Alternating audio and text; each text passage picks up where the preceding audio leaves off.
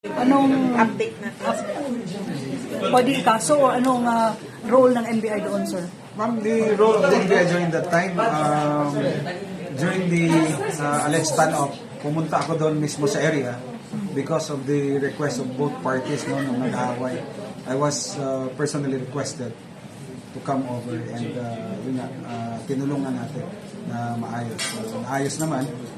I went there at around 1:30 a.m. Then natapos yung negotiation at around mga 5 or 5:30. So may liability sila, sir, na kakaharap din? I am pretty sure meron, no? Because based on my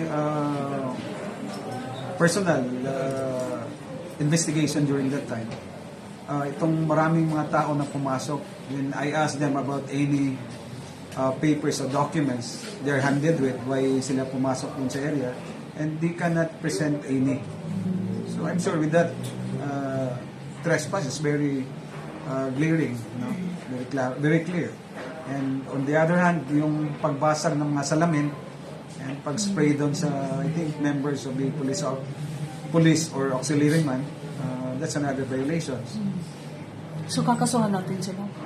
If the officers and members of the Agdao Multipurpose Cooperative will be filing a case against them, our office is willing to help them kung sa amin ipapile ng kaso. Pero na-resolve naman No, what I mean is na-resolve during the time when I went there, na-resolve yung away nila. Kasi during those times nagkaroon ng standoff, no?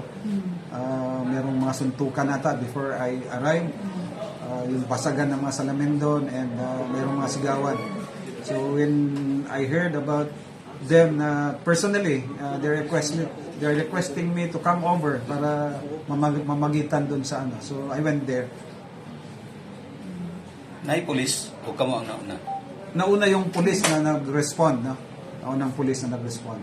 But as to the leaving of the premises and para mag-vacate doon, isa ako sa namagitan para umalis sila sa area para matapos yung gulo. Pero buti na lang walang resistance again. Buti naman kasi unang-una inayos natin yung pag-address ng conflict ng dalawang party.